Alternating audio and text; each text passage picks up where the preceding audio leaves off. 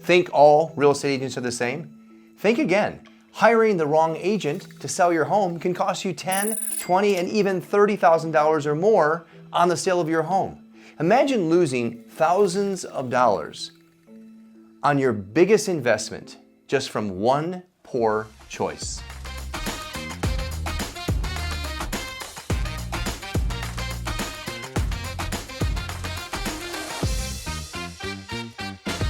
Hey, real quick, this is a short version of this video.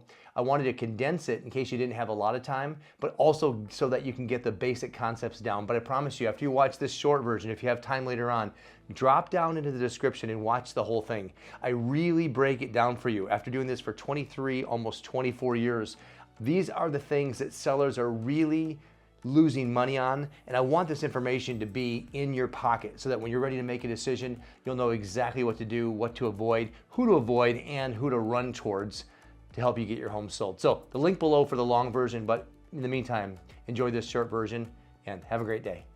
The truth is, most people don't do the research. They actually find an agent at an open house, or they trust a referral from maybe a friend or a friend of a friend. I hear the friend of a friend a lot, and they trust the referrals. They pick the first agent they meet without digging into what really matters, without asking the really tough questions. But in today's really tough market, choosing the wrong agent isn't just risky, it can really cost you a fortune.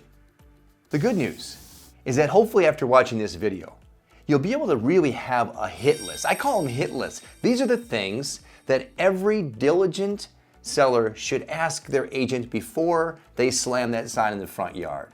So here's the first question. How many homes did you sell last year? How many homes did you sell last year? Let me give you a clue here. The average agent sold 6 homes in 1 year. 6 homes in 1 year. That means 1/2 a home in a month. So 6 homes in the entire year.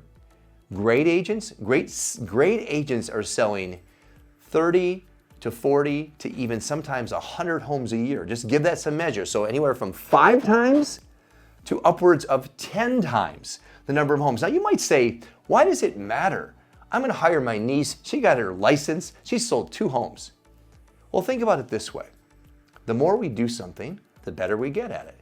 You know, there's this concept of persistence. You know, persistence pays, right? You do something over and over and you get better and better at it. But what if you add persistence with investigation, or persistence with a change plan, persistence with investigating how to improve the process? So that's what really great agents do. When we sell a property, we actually identify how did it go, what were the days on the market, how can I improve the process next time based on the client's feedback. How did we do is a great question at the closing table. And we go back to the drawing board and we improve the process. We improve the system so that the next client we work with, they get an even better world-class experience. Is it even possible? Yes, there's always room for improvement. But if you do it 1 time or 6 times a year, you don't have the data, you don't have the skills because you haven't navigated through the process nearly enough. Number 2 is, what are the ratings? What are your ratings? Here's the deal, like we go to Google for everything, Google reviews.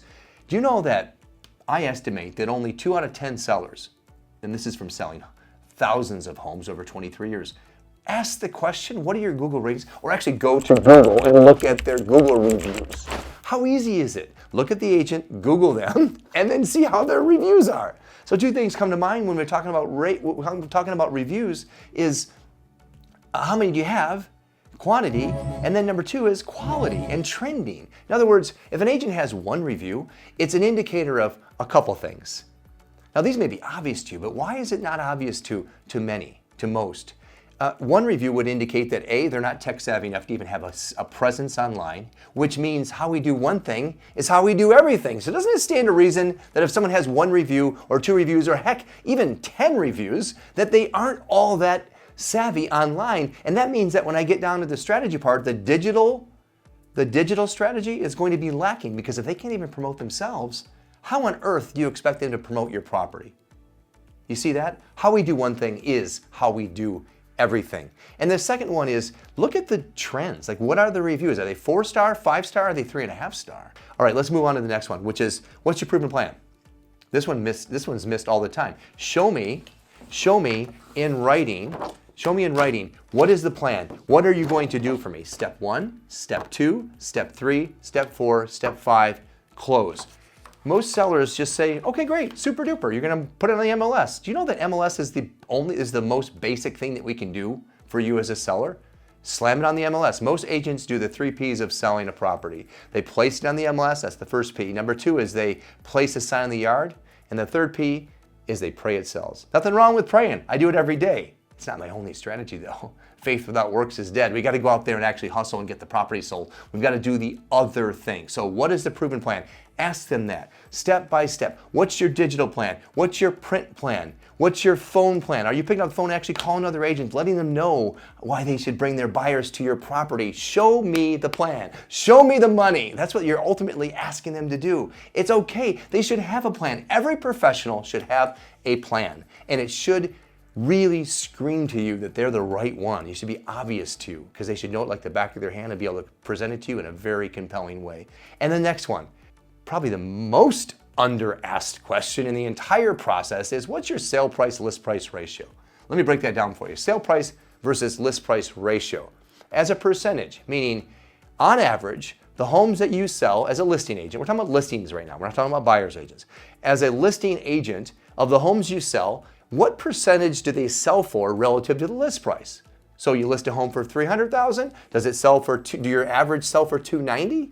Or let's just make it easy. You list a home for $100,000. I wasn't a math major, so work with us. You list a home for $100,000, but then on average you sell that same product for $90,000. I've been around real estate for a long enough time that actually was the average sale price, so I can say that for a minute. $100,000 selling for $90,000. So that means that your average sale price versus list price ratio is 90% of list price. Now take that all the way up.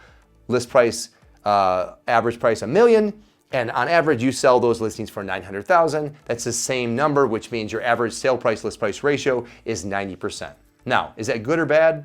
It's only relative, it's good or bad relative to the numbers in the area, meaning, or the average in the area, meaning if the average sale price list price ratio for that $1 million property is 98%, meaning most agents in that category are selling that same product for $980,000, and you're selling yours as an agent for $900,000, it's not a good thing, because that means that A, your marketing's not strong enough to reach the number of buyers that are going to cause the interest to be simultaneous, which means now, rather than sequential. Simultaneous activity in a property brings everybody together at the same time. Sequential means there's one now, one a week later, one a week later, which is the challenge that for sale by owners have, by the way. They have sequential interest. They don't have simultaneous interest. Simultaneous interest means everybody's coming in at the same time as a byproduct of the marketing process, which drives interest and the price and ultimately the bottom line number of the check that is handed you at the closing table. And or the final thing, which is going to be super hard to really get to,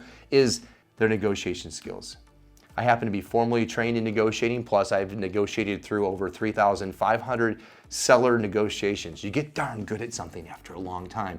And because you're selling so many properties, if you're talking to someone that's experienced, they truly have the ability to elevate the level of experience for the seller because A, they're not doing it because of the commission. They're doing it because they're a true fiduciary and they are truly looking out for your bottom line, and that really is what matters. Take this list, use it. I promise you, by taking this list, it's going to help you identify the best agent that you can possibly hire so you can profit, and every penny of your hard-earned equity is delivered to you in the form of a check at the closing table, because that's what every seller wants. They want to sell their homes for the most amount of money in the shortest amount of time and the least amount of hassle. I have not met a seller that doesn't want that.